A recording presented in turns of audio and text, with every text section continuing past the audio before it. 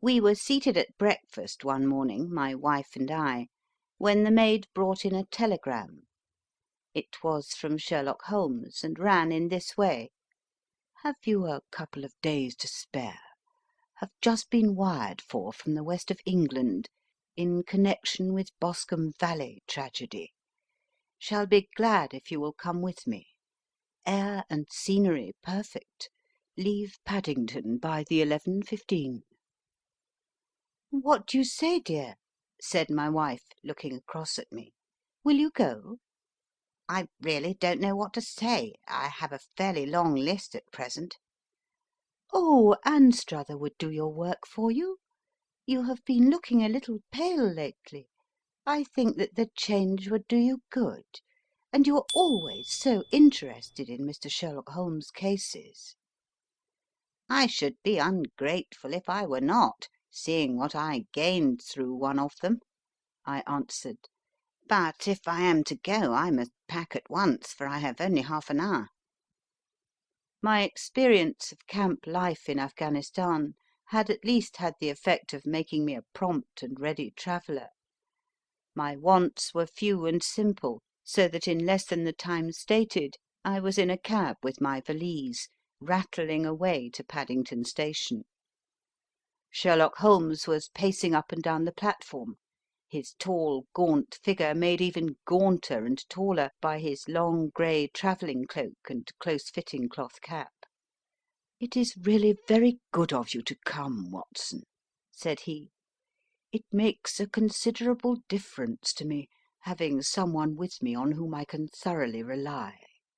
Local aid is always either worthless or else biased. If you will keep the two corner seats, I shall get the tickets." We had the carriage to ourselves, save for an immense litter of papers which Holmes had brought with him. Among these he rummaged and read, with intervals of note taking and of meditation, until we were past Reading. Then he suddenly rolled them all into a gigantic ball and tossed them up onto the rack. "Have you heard anything of the case?" he asked. "Not a word. I have not seen a paper for some days." "The London press has not had very full accounts. I have just been looking through all the recent papers in order to master the particulars. It seems, from what I gather, to be one of those simple cases which are so extremely difficult." That sounds a little paradoxical. "But it is profoundly true. Singularity is almost invariably a clue. The more featureless and commonplace a crime is, the more difficult it is to bring it home. In this case, however, they have established a very serious case against the son of the murdered man." It is a murder, then?" "Well, it is conjectured to be so. I shall take nothing for granted until I have the opportunity of looking personally into it. I will explain the state of things to you as far as I have been able to understand it, in a very few words. Boscombe Valley is a country district not very far from Ross in Herefordshire. The largest landed proprietor in that part is a Mr. John Turner, who made his money in Australia and returned some years ago to the old country. One of the farms which he held, that of Hatherley, was let to Mr. Charles McCarthy, who was also an ex-Australian. The men had known each other in the colonies, so that it was not unnatural that when they came to settle down they should do so as near each other as possible. Turner was apparently the richer man, so McCarthy became his tenant, but still remained, it seems, upon terms of perfect equality, as they were frequently together. McCarthy had one son, a lad of 18, and Turner had an only daughter of the same age, but neither of them had wives living. They appear to have avoided the society of the neighbouring English families, and to have led retired lives, though both the McCarthys were fond of sport, and were frequently seen at the race meetings of the neighbourhood. McCarthy kept 2 servants, a man and a girl. Turner had a considerable household, some half-dozen at the least. That is as much as I have been able to gather about the families. Now for the facts. On June 3rd, that is on Monday last, McCarthy left his house at Hatherley about 3 in the afternoon, and walked down to the Boscombe Pool, which is a small lake formed by the spreading out of the stream which runs down the Boscombe Valley. He had been out with his serving man in the morning at Ross, and he had told the man that he must hurry, as he had an appointment of importance to keep at 3. From that appointment he never came back alive. From Hatherley farmhouse to the Boscombe Pool is 1/4 mile, and 2 people saw him as he passed over this ground. One was an old woman, whose name is not mentioned, and the other was William Crowder, a gamekeeper in the employ of Mr. Turner. Both these witnesses depose that Mr. McCarthy was walking alone. The gamekeeper adds that within a few minutes of his seeing Mr. McCarthy pass, he had seen his son, Mr. James McCarthy, going the same way with a gun under his arm. To the best of his belief, the father was actually in sight at the time, and the son was following him. He thought no more of the matter until he heard in the evening of the tragedy that had occurred. The 2 McCarthys were seen after the time when William Crowder, the gamekeeper, lost sight of them. The Boscombe Pool is thickly wooded round, with just a fringe of grass and of reeds round the edge. A girl of 14, Patience Moran, who is the daughter of the lodge-keeper of the Boscombe Valley estate, was in one of the woods picking flowers. She states that while she was there, she saw at the border of the wood and close by the lake Mr. McCarthy and his son, and that they appeared to be having a violent quarrel. She heard Mr. McCarthy the elder using very strong language to his son, and she saw the latter raise up his hand as if to strike his father.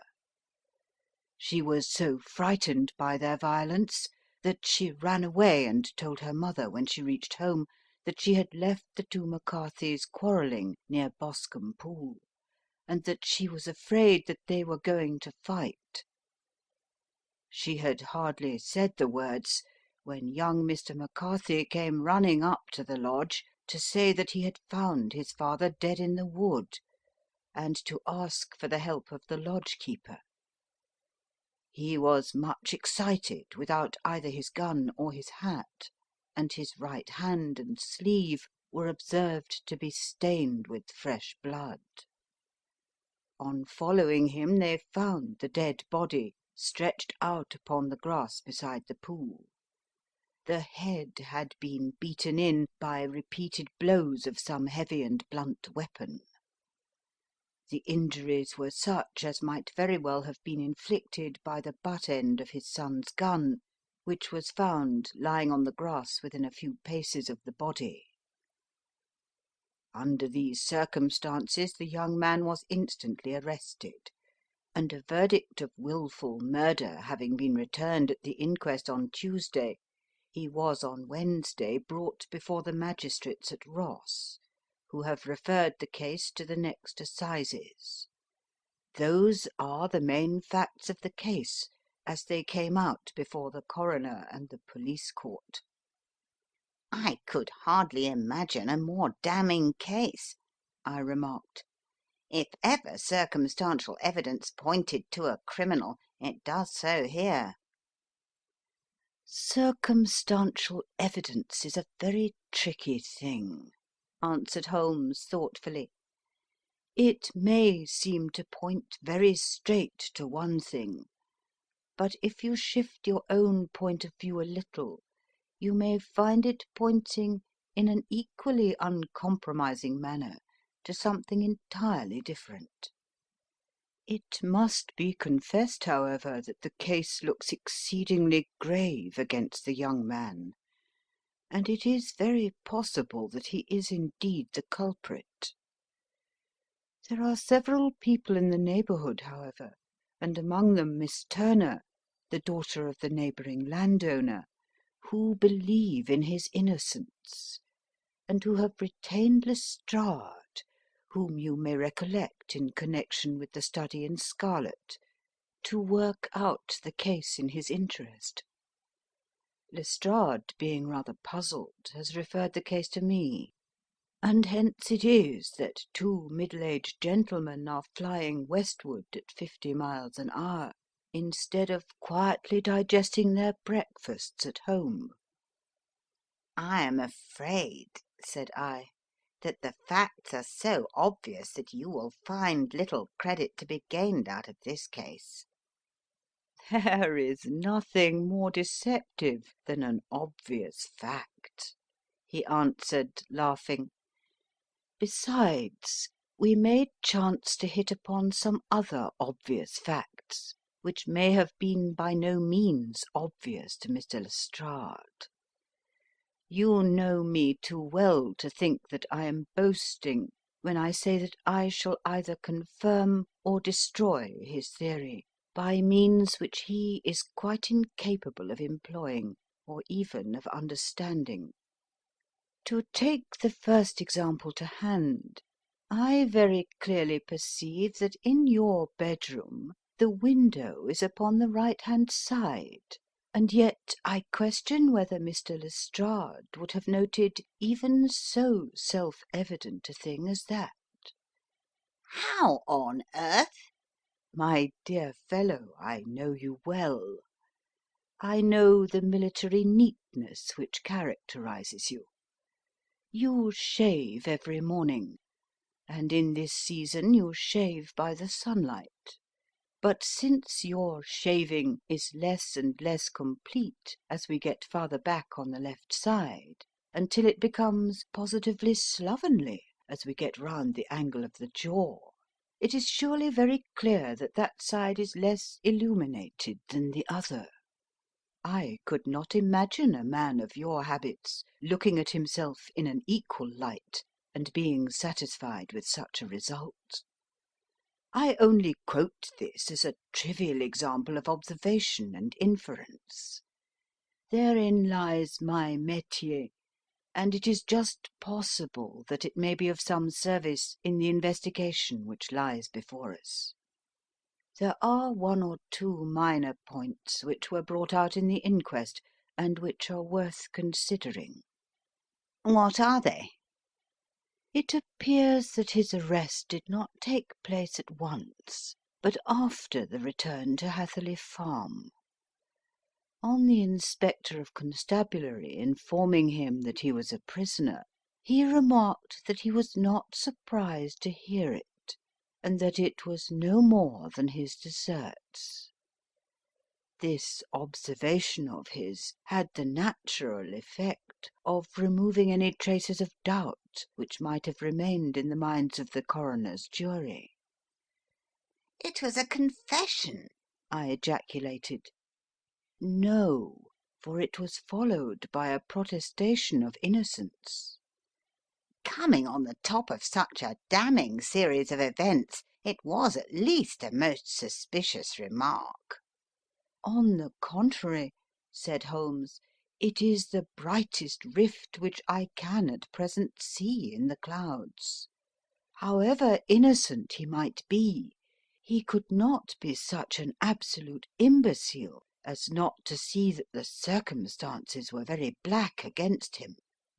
Had he appeared surprised at his own arrest, or feigned indignation at it, I should have looked upon it as highly suspicious, because such surprise or anger would not be natural under the circumstances, and yet might appear to be the best policy to a scheming man. His frank acceptance of the situation marks him as either an innocent man, or else as a man of considerable self-restraint and firmness. As to his remark about his deserts, it was also not unnatural, if you consider that he stood beside the dead body of his father, and that there is no doubt that he had that very day so far forgotten his filial duty as to bandy words with him, and even, according to the little girl, whose evidence is so important, to raise his hand as if to strike him. The self-reproach and contrition which are displayed in his remark appear to me to be the signs of a healthy mind rather than of a guilty one. I shook my head. Many men have been hanged on far slighter evidence, I remarked. So they have, and many men have been wrongfully hanged. What is the young man's own account of the matter? It is, I am afraid, not very encouraging to his supporters, though there are one or two points in it which are suggestive. You will find it here, and may read it for yourself. He picked out from his bundle a copy of the local Herefordshire paper, and having turned down the sheet, he pointed out the paragraph in which the unfortunate young man had given his own statement of what had occurred. I settled myself down in the corner of the carriage and read it very carefully. It ran in this way: Mr. James McCarthy, the only son of the deceased, was then called, and gave evidence as follows. I had been away from home for 3 days at Bristol, and had only just returned upon the morning of last Monday, the 3rd. My father was absent from home at the time of my arrival, and I was informed by the maid that he had driven over to Ross with John Cobb, the groom. Shortly after my return I heard the wheels of his trap in the yard, and looking out of my window I saw him get out and walk rapidly out of the yard, though I was not aware in which direction he was going. I then took my gun and strolled out in the direction of the Boscombe Pool, with the intention of visiting the rabbit warren, which is upon the other side. On my way I saw William Crowder, the gamekeeper, as he had stated in his evidence, but he is mistaken in thinking that I was following my father. I had no idea that he was in front of me.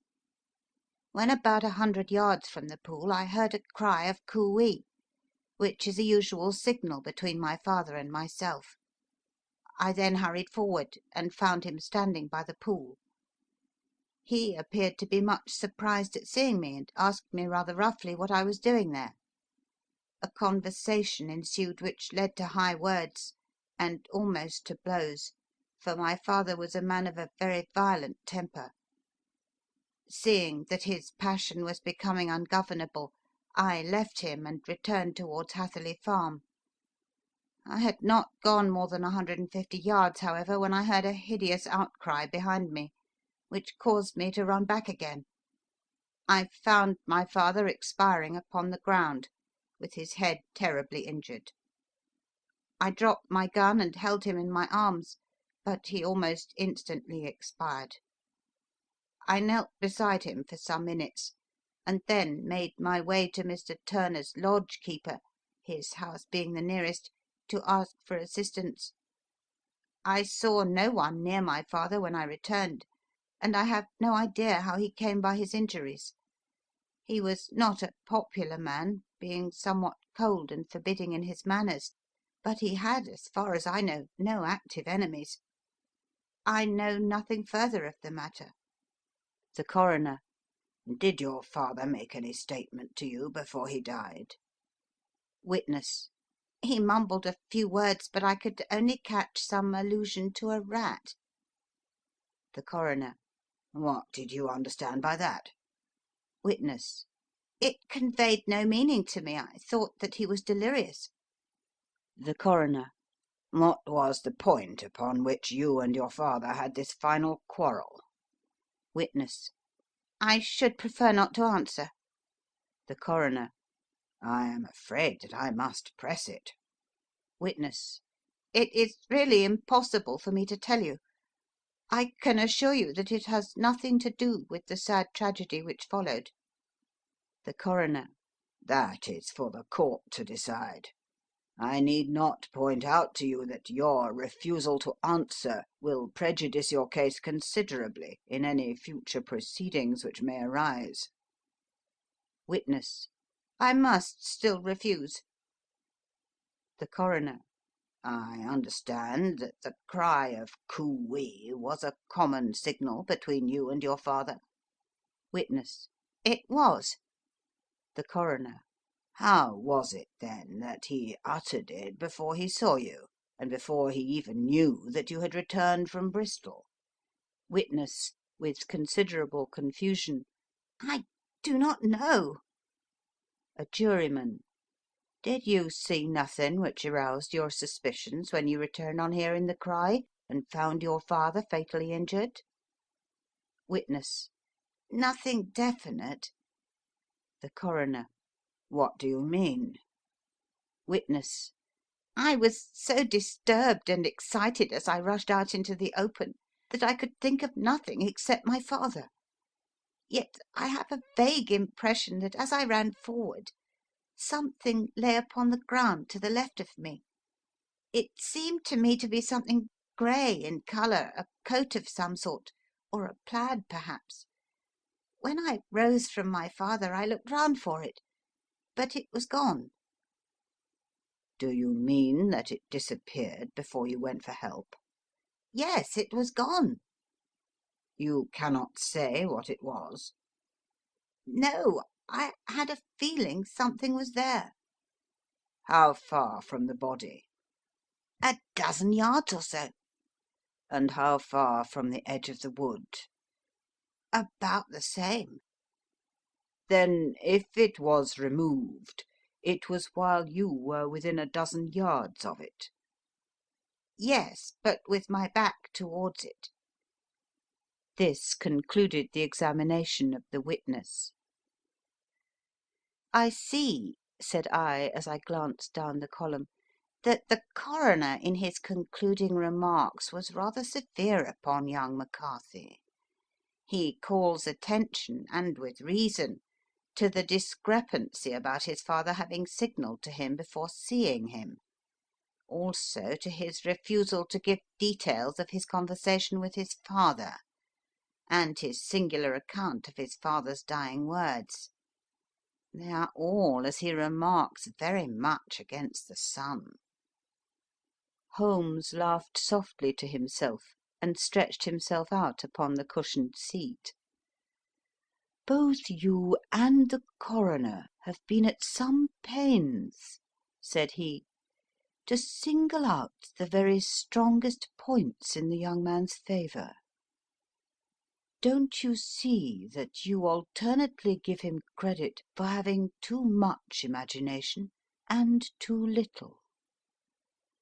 Too little if he could not invent a cause of quarrel which would give him the sympathy of the jury; too much if he evolved from his own inner consciousness anything so outre as a dying reference to a rat, and the incident of the vanishing cloth. No, sir, I shall approach this case from the point of view that what this young man says is true, and we shall see whither that hypothesis will lead us. And now here is my pocket Petrarch, and not another word shall I say of this case until we are on the scene of action. We lunch at Swindon, and I see that we shall be there in 20 minutes. It was nearly 4 o'clock when we at last, after passing through the beautiful Stroud Valley and over the broad, gleaming Severn, found ourselves at the pretty little country town of Ross. A lean, ferret-like man, furtive and sly-looking, was waiting for us upon the platform. In spite of the light brown dustcoat and leather leggings which he wore in deference to his rustic surroundings, I had no difficulty in recognizing Lestrade of Scotland Yard. With him we drove to the Hereford Arms, where a room had already been engaged for us. "I have ordered a carriage," said Lestrade, as we sat over a cup of tea. "I knew your energetic nature, and that you would not be happy until you had been on the scene of the crime." "It was very nice and complimentary of you," Holmes answered. "It is entirely a question of barometric pressure." Lestrade looked startled. "I do not quite follow," he said. "How is the glass? 29, I see. No wind and not a cloud in the sky. I have a case full of cigarettes here which need smoking, and the sofa is very much superior to the usual country hotel abomination. I do not think that it is probable that I shall use the carriage to-night." Lestrade laughed indulgently. "You have no doubt already formed your conclusions from the newspapers," he said. "The case is as plain as a pikestaff, and the more one goes into it, the plainer it becomes. Still, of course, one can't refuse a lady, and such a very positive one, too. She has heard of you, and would have your opinion, though I repeatedly told her that there was nothing which you could do which I had not already done. Why, bless my soul, here is her carriage at the door." He had hardly spoken before there rushed into the room one of the most lovely young women that I have ever seen in my life. Her violet eyes shining, her lips parted, a pink flush upon her cheeks, all thought of her natural reserve lost in her overpowering excitement and concern. "Oh, Mr. Sherlock Holmes!" she cried, glancing from one to the other of us, and finally, with a woman's quick intuition, fastening upon my companion. "I am so glad that you have come. I have driven down to tell you so. I know that James didn't do it. I know it. And I want you to start upon your work knowing it too. Never let yourself doubt upon that point. We have known each other since we were little children, and I know his faults as no one else does, but he is too tender-hearted to hurt a fly. Such a charge is absurd to anyone who really knows him."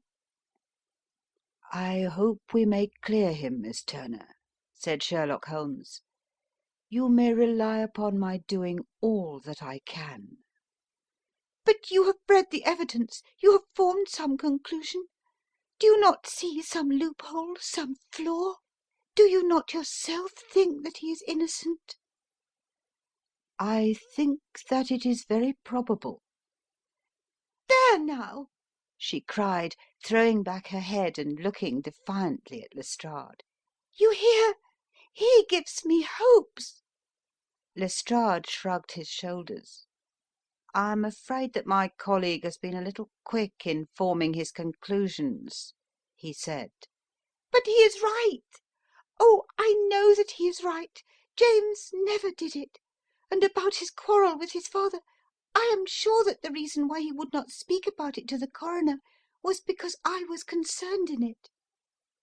"In what way?" asked Holmes. "It is no time for me to hide anything. James and his father had many disagreements about me. Mr. McCarthy was very anxious that there should be a marriage between us. James and I have always loved each other as brother and sister. But of course he is young and has seen very little of life yet. And, well, he naturally did not wish to do anything like that yet. So there were quarrels, and this, I am sure, was one of them."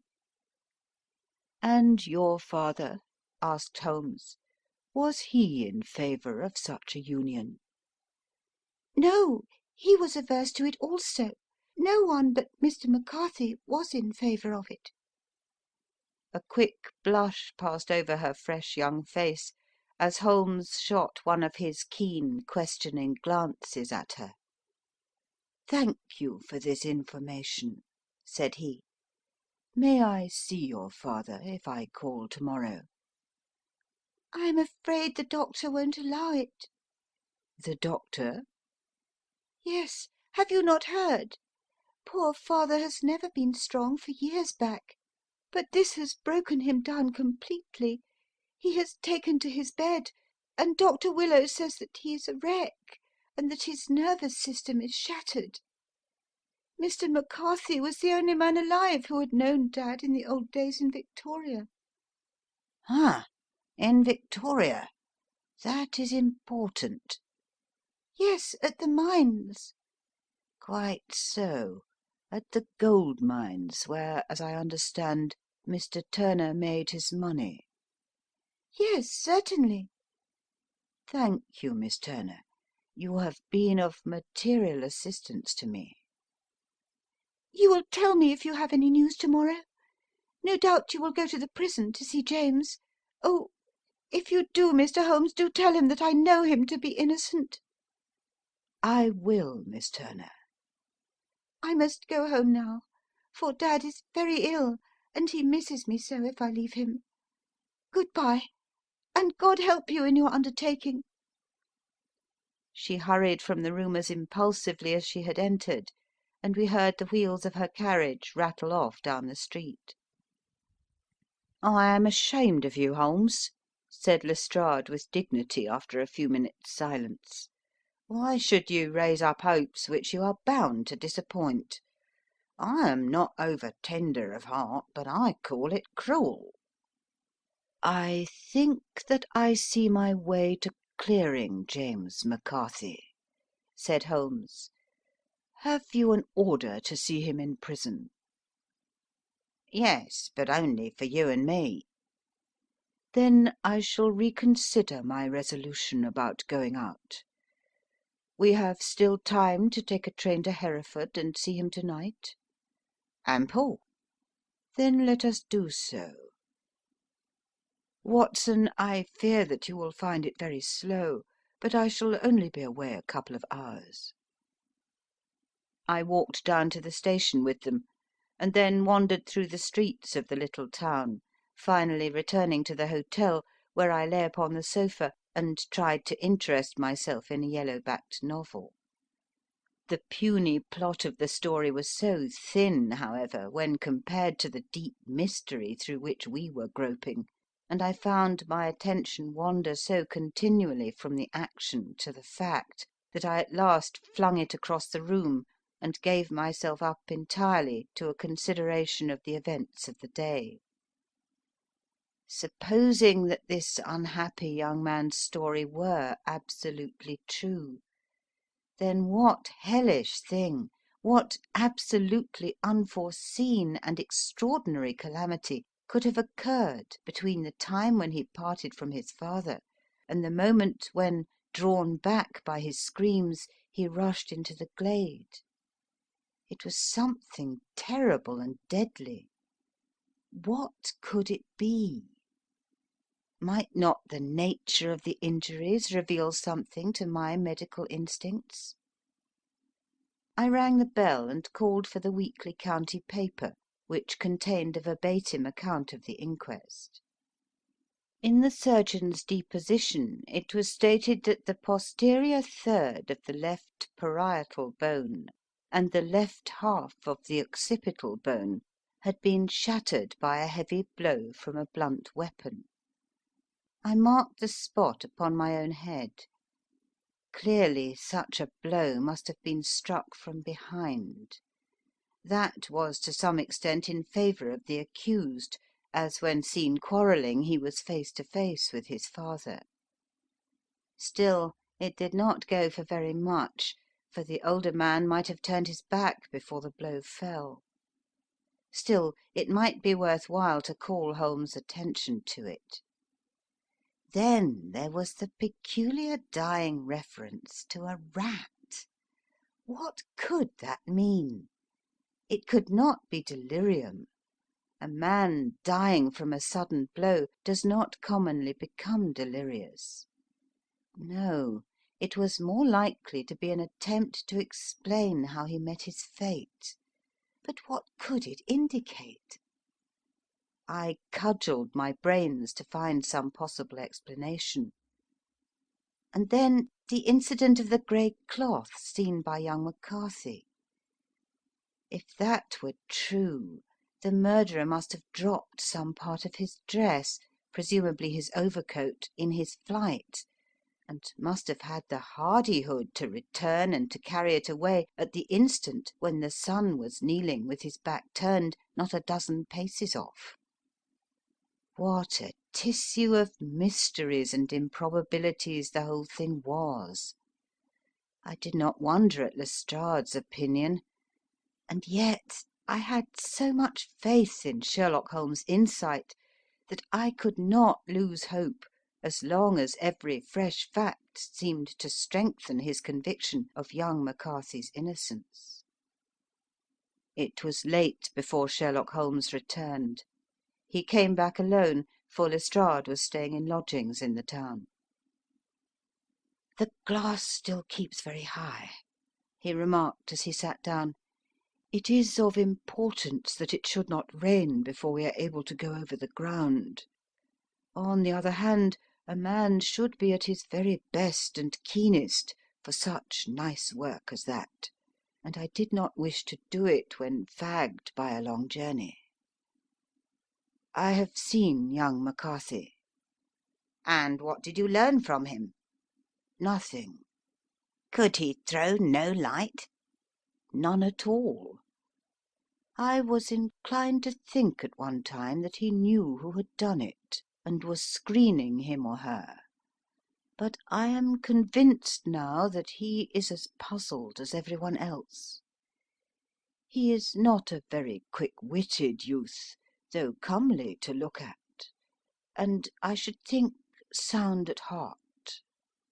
"I cannot admire his taste," I remarked, "if it is indeed a fact that he was averse to a marriage with so charming a young lady as this Miss Turner." "Ah, thereby hangs a rather painful tale. This fellow is madly, insanely in love with her, but some 2 years ago, when he was only a lad, and before he really knew her, for she had been away 5 years at a boarding school, what does the idiot do but get into the clutches of a barmaid in Bristol, and marry her at a registry office. No one knows a word of the matter, but you can imagine how maddening it must be to him to be upbraided for not doing what he would give his very eyes to do, but what he knows to be absolutely impossible. It was sheer frenzy of this sort which made him throw his hands up into the air when his father, at their last interview, was goading him on to propose to Miss Turner. On the other hand, he had no means of supporting himself, and his father, who was by all accounts a very hard man, would have thrown him over utterly had he known the truth. It was with his barmaid wife that he had spent the last 3 days in Bristol, and his father did not know where he was. Mark that point. It is of importance. Good has come out of evil, however, for the barmaid, finding from the papers that he is in serious trouble and likely to be hanged, has thrown him over utterly, and has written to him to say that she has a husband already in the Bermuda dockyard, so that there is really no tie between them. I think that that bit of news has consoled young McCarthy for all that he has suffered. "But if he is innocent, who has done it?" Ah, who? I would call your attention very particularly to 2 points. One is that the murdered man had an appointment with someone at the pool, and that the someone could not have been his son, for his son was away, and he did not know when he would return. The second is that the murdered man was heard to cry coo-ee before he knew that his son had returned. Those are the crucial points upon which the case depends. And now let us talk about George Meredith, if you please, and we shall leave all minor matters until tomorrow." There was no rain, as Holmes had foretold, and the morning broke bright and cloudless. At 9 o'clock Lestrade called for us with the carriage, and we set off for Hatherley Farm and the Boscombe Pool. "There is serious news this morning," Lestrade observed. "It is said that Mr. Turner of the Hall is so ill that his life is despaired of." "An elderly man, I presume?" said Holmes. "About 60, but his constitution has been shattered by his life abroad, and he has been in failing health for some time. This business has had a very bad effect upon him. He was an old friend of McCarthy's, and, I may add, a great benefactor to him, for I have learned that he gave him Hatherley Farm rent-free." "Indeed, that is interesting," said Holmes. "Oh, yes, in 100 other ways he has helped him. Everybody about here speaks of his kindness to him." "Really? Does it not strike you as a little singular that this McCarthy, who appears to have had little of his own, and to have been under such obligations to Turner, should still talk of marrying his son to Turner's daughter, who is presumably heiress to the estate, and that in such a very cocksure manner, as if it were merely a case of a proposal and all else would follow? It is the more strange since we know that Turner himself was averse to the idea. The daughter told us as much. Do you not deduce something from that?" "Oh, we have got to the deductions and the inferences," said Lestrade, winking at me. "I find it hard enough to tackle facts, Holmes, without flying away after theories and fancies." "You are right," said Holmes demurely. "You do find it very hard to tackle the facts." "Anyhow, I have grasped one fact which you seem to find it difficult to get hold of," replied Lestrade with some warmth. "And that is?" "That McCarthy senior met his death from McCarthy junior, and that all theories to the contrary are the merest moonshine." "Well, moonshine is a brighter thing than fog," said Holmes, laughing. "But I am very much mistaken if this is not Hatherley Farm upon the left." "Yes, that is it." It was a widespread, comfortable-looking building, two-storied, slate-roofed, with great yellow blotches of lichen upon the grey walls. The drawn blinds and the smokeless chimneys, however, gave it a stricken look, as though the weight of this horror still lay heavy upon it. We called at the door, when the maid, at Holmes' request, showed us the boots which her master wore at the time of his death, and also a pair of the son's, though not the pair which he had then had. Having measured these very carefully from 7 or 8 different points, Holmes desired to be led to the courtyard, from which we all followed the winding track which led to Boscombe Pool. Sherlock Holmes was transformed when he was hot upon such a scent as this. Men who had only known the quiet thinker and logician of Baker Street would have failed to recognise him. His face flushed and darkened, his brows were drawn into 2 hard black lines, while his eyes shone out from beneath them with a steely glitter. His face was bent downward, his shoulders bowed, his lips compressed, and the veins stood out like whipcord in his long sinewy neck. His nostrils seemed to dilate with a purely animal lust for the chase, and his mind was so absolutely concentrated upon the matter before him that a question or remark fell unheeded upon his ears, or, at the most, only provoked a quick, impatient snarl in reply. Swiftly and silently he made his way along the track which ran through the meadows, and so by way of the woods to the Boscombe Pool. It was damp, marshy ground, as is all that district, and there were marks of many feet, both upon the path and amid the short grass which bounded it on either side.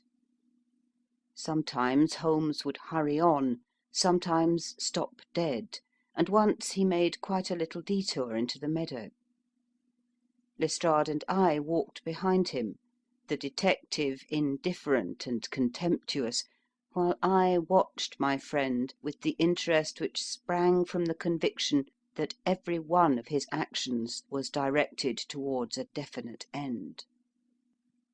The Boscombe Pool, which is a little reed-girt sheet of water some 50 yards across, is situated at the boundary between the Hatherley farm and the private park of the wealthy Mr. Turner. Above the woods which lined it upon the farther side we could see the red jutting pinnacles which marked the site of the rich landowner's dwelling. On the Hatherley side of the pool the woods grew very thick, and there was a narrow belt of sodden grass, 20 paces across, between the edge of the trees and the reeds which lined the lake. Lestrade showed us the exact spot at which the body had been found, and, indeed, so moist was the ground that I could plainly see the traces which had been left by the fall of the stricken man.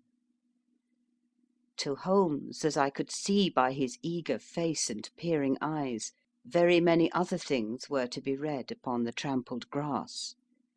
He ran round like a dog who was picking up a scent, and then turned upon my companion. "What did you go into the pool for?" he asked. "I fished about with a rake. I thought there might be some weapon or other trace. But how on earth—" "Oh, tut, tut, I have no time. That left foot of yours, with its inward twist, is all over the place. A mole could trace it, and there it vanishes among the reeds. Oh, how simple it would all have been had I been here before they came like a herd of buffalo and wallowed all over it. Here is where the party with the lodge-keeper came, and they have covered all tracks for 6 or 8 feet round the body. But here are 3 separate tracks of the same feet." He drew out a lens and lay down upon his waterproof to have a better view, talking all the time rather to himself than to us. "These are young McCarthy's feet. Twice he was walking, and once he ran swiftly, so that the soles are deeply marked and the heels hardly visible. That bears out his story. He ran when he saw his father on the ground. Then here are the father's feet as he paced up and down. What is this, then? It is the butt end of the gun as the son stood listening. And this? Ha, ha! What have we here? Tiptoes! Tiptoes! Square, too, quite unusual boots. They come, they go, they come again. Of course, that was for the cloak. Now where did they come from?" He ran up and down, sometimes losing, sometimes finding the track, until we were well within the edge of the wood and under the shadow of a great beech, the largest tree in the neighbourhood. Holmes traced his way to the farther side of this, and lay down once more upon his face with a little cry of satisfaction. For a long time he remained there, turning over the leaves and dried sticks, gathering up what seemed to me to be dust into an envelope, and examining with his lens not only the ground, but even the bark of the tree as far as he could reach. A jagged stone was lying among the moss, and this also he carefully examined and retained. Then he followed a pathway through the wood until he came to the high road, where all traces were lost. "It has been a case of considerable interest," he remarked, returning to his natural manner. "I fancy that this grey house on the right must be the lodge. I think that I will go in and have a word with Moran, and perhaps write a little note. Having done that, we may drive back to our luncheon. You may walk to the cab, and I shall be with you presently." It was about 10 minutes before we regained our cab and drove back into Ross, Holmes still carrying with him the stone which he had picked up in the wood. "This may interest you, Lestrade," he remarked, holding it out. "The murder was done with it." "I see no marks." "There are none." "How do you know, then?" "The grass was growing under it. It had only lain there a few days. There was no sign of a place whence it had been taken. It corresponds with the injuries. There is no sign of any other weapon." "And the murderer?" "Is a tall man, left-handed, limps with the right leg, wears thick-soled shooting boots and a grey cloak, smokes Indian cigars, uses a cigar-holder, and carries a blunt penknife in his pocket. There are several other indications, but these may be enough to aid us in our search." Lestrade laughed. "I am afraid that I am still a sceptic," he said. "Theories are all very well, but we have to deal with a hard-headed British jury." "Nous verrons," answered Holmes calmly. "You work your own method, and I shall work mine. I shall be busy this afternoon, and shall probably return to London by the evening train." "And leave your case unfinished?" "No, finished." "But the mystery?"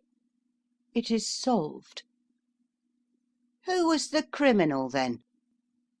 "The gentleman I describe." "But who is he?" "Surely it would not be difficult to find out. This is not such a populous neighbourhood." Lestrade shrugged his shoulders. "I am a practical man," he said, "and I really cannot undertake to go about the country looking for a left-handed gentleman with a gammy leg. I should become the laughing-stock of Scotland Yard." "All right," said Holmes quietly. "I have given you the chance. Here are your lodgings. Good-bye.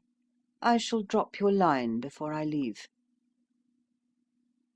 Having left Lestrade at his rooms, we drove to our hotel, where we found lunch upon the table. Holmes was silent and buried in thought, with a pained expression upon his face, as one who finds himself in a perplexing position. "Look here, Watson," he said, when the cloth was cleared. "Just sit down in this chair, and let me preach to you for a little. I don't know quite what to do, and I should value your advice. Light a cigar, and let me expound." "Pray do so." "Well now, in considering this case, there are 2 points about young McCarthy's narrative which struck us both instantly, although they impressed me in his favour and you against him. One was the fact that his father should, according to his account, cry cooee before seeing him. The other was his singular dying reference to a rat. He mumbled several words, you understand, but that was all that caught the son's ear. Now, from this double point our research must commence, and we will begin it by presuming that what the lad says is absolutely true." "What of this cooee, then?" "Well, obviously it could not have been meant for the son. The son, as far as he knew, was in Bristol. It was mere chance that he was within earshot. The cooee was meant to attract the attention of whoever it was that he had the appointment with. But cooee is a distinctly Australian cry, and one which is used between Australians. There is a strong presumption that the person whom McCarthy expected to meet him at Boscombe Pool was someone who had been in Australia. What of the rat, then? Sherlock Holmes took a folded paper from his pocket and flattened it out on the table. "This is a map of the colony of Victoria," he said. "I wired to Bristol for it last night." He put his hand over part of the map. "What do you read?" A rat, I read. "And now?"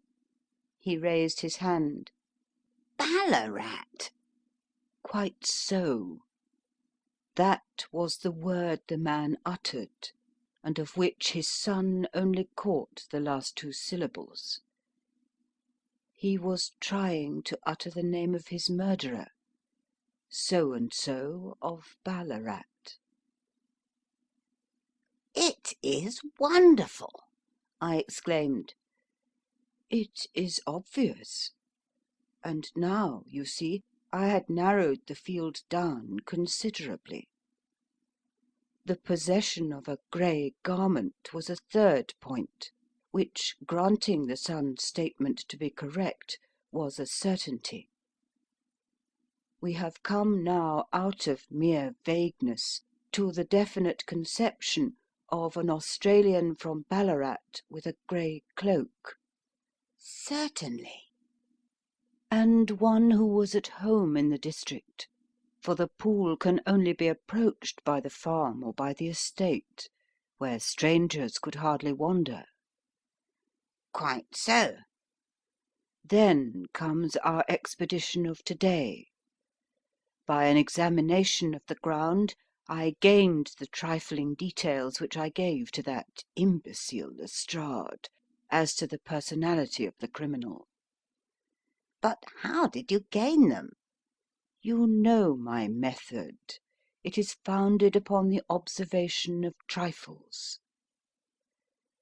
His height I know that you might roughly judge from the length of his stride. His boots, too, might be told from their traces. Yes, they were peculiar boots. But his lameness?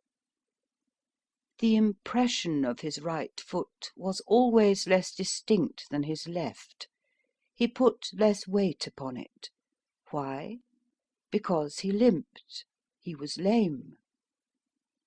But his left-handedness? You were yourself struck by the nature of the injury, as recorded by the surgeon at the inquest.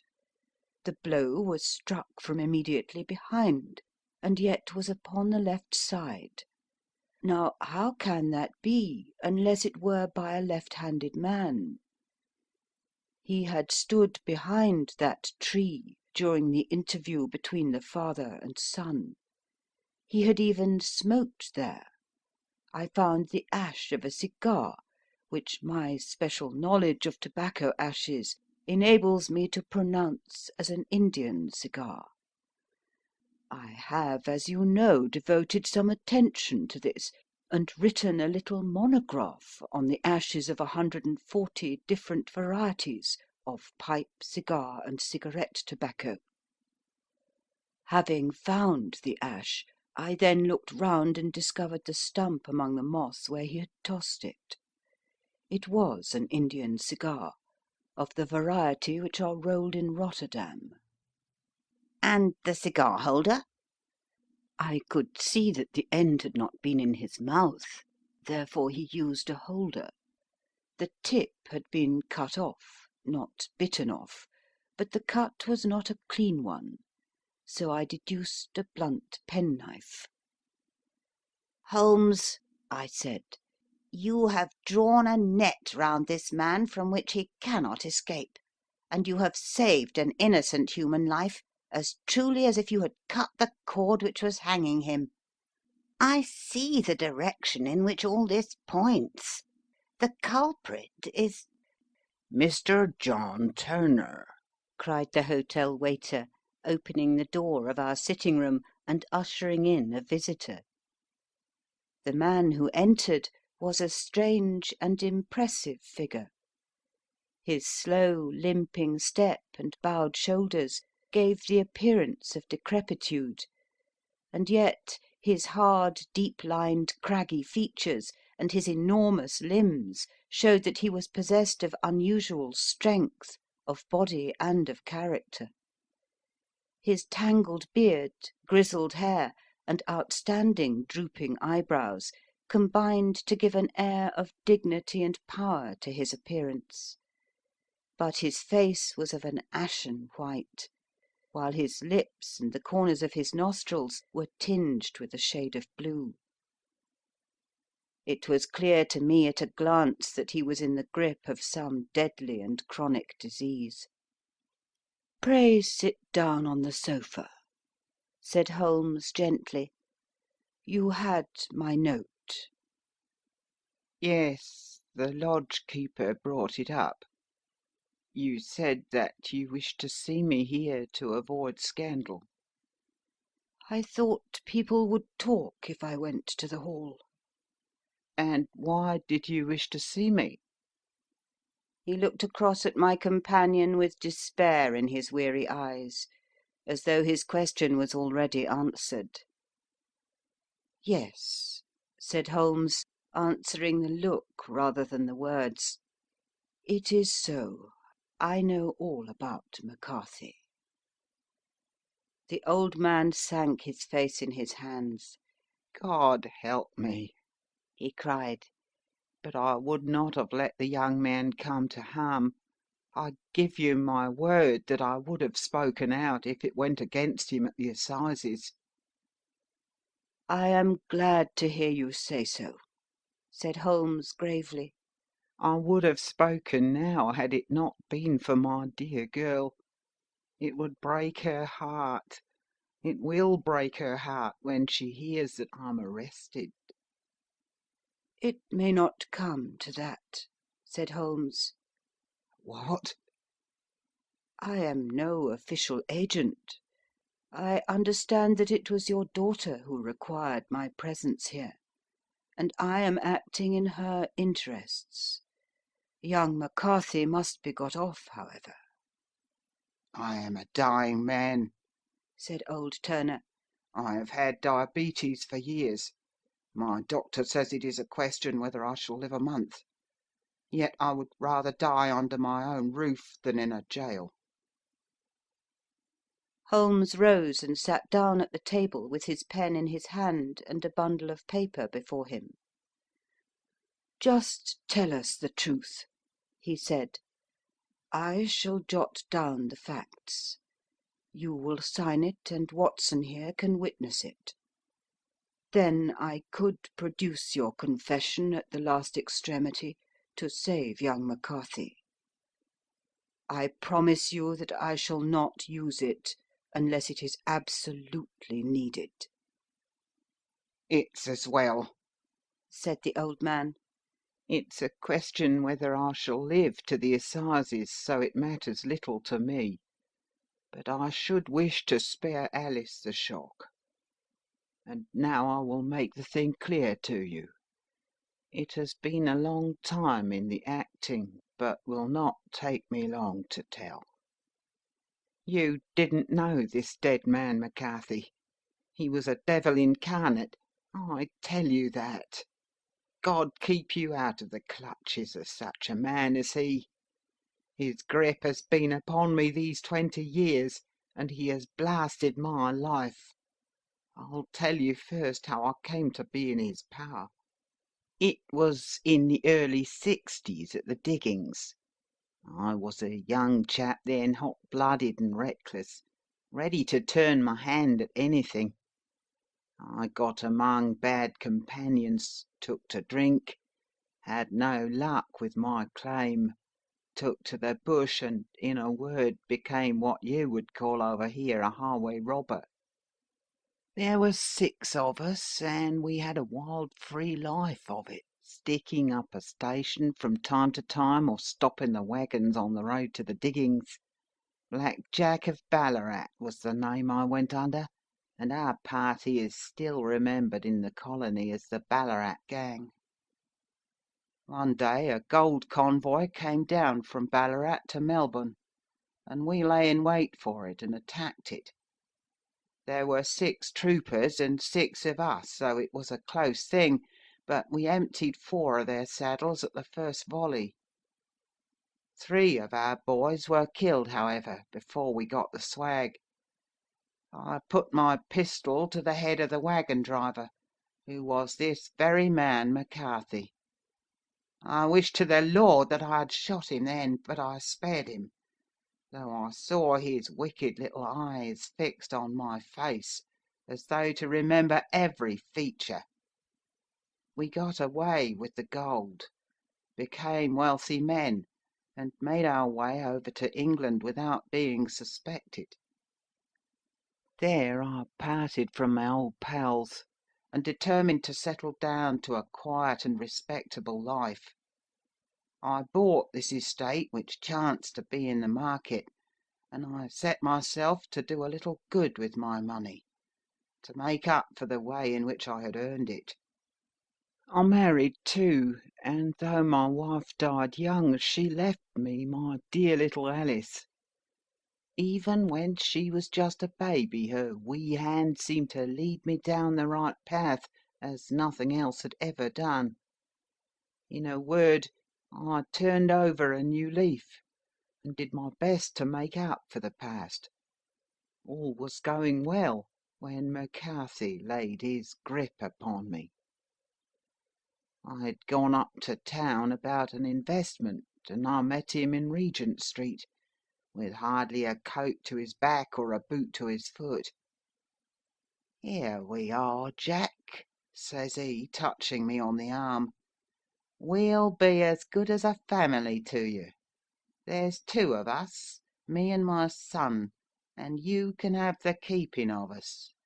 If you don't, it's a fine law-abiding country, is England, and there's always a policeman within hail."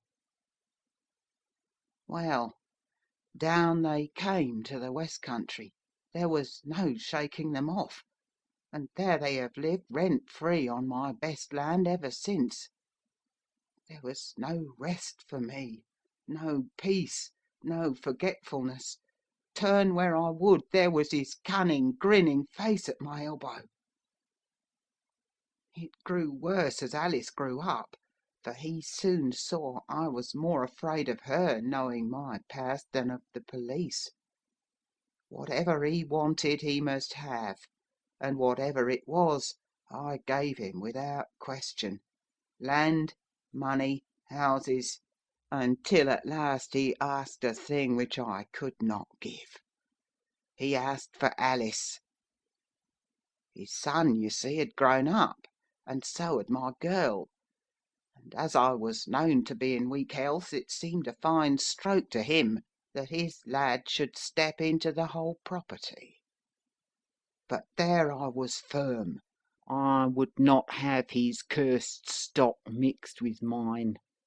Not that I had any dislike to the lad, but his blood was in him, and that was enough. I stood firm.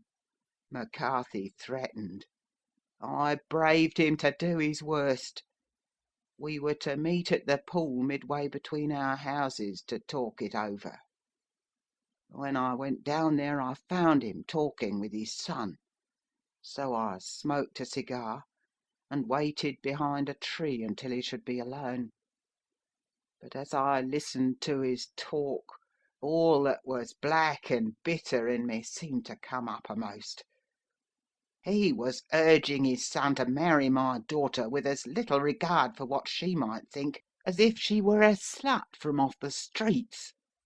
It drove me mad to think that I and all that I held most dear should be in the power of such a man as this. Could I not snap the bond? I was already a dying and a desperate man. Though clear of mind and fairly strong of limb, I knew that my own fate was sealed. But my memory and my girl, both could be saved if I could but silence that foul tongue. I did it, Mr. Holmes. I would do it again.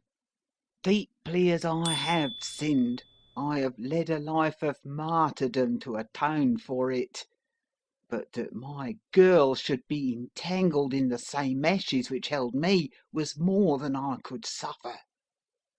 I struck him down with no more compunction than if he had been some foul and venomous beast.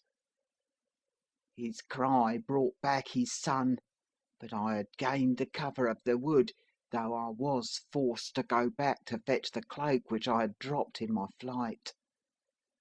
That is the true story, gentlemen, of all that occurred. "Well, it is not for me to judge you," said Holmes, as the old man signed the statement which had been drawn out.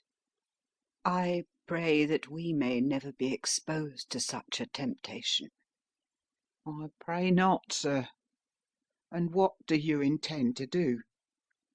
"In view of your health, nothing. You are yourself aware that you will soon have to answer for your deed at a higher court than the assizes. I will keep your confession, and if McCarthy is condemned, I shall be forced to use it. If not, it shall never be seen by mortal eye, and your secret, whether you be alive or dead, shall be safe with us." Farewell, then. Said the old man solemnly. Your own deathbeds, when they come, will be the easier for the thought of the peace which you have given to mine. Tottering and shaking in all his giant frame, he stumbled slowly from the room. "God help us," said Holmes after a long silence. "Why does fate play such tricks with poor helpless worms? I never hear of such a case as this that I do not think of Baxter's words, and say, 'There but for the grace of God goes Sherlock Holmes.'" James McCarthy was acquitted at the assizes on the strength of a number of objections which had been drawn out by Holmes and submitted to the defending counsel. Old Turner lived for 7 months after our interview, but he is now dead, and there is every prospect that the son and daughter may come to live happily together in ignorance of the black cloud which rests upon their past. End of Adventure 4, The Boscombe Valley Mystery.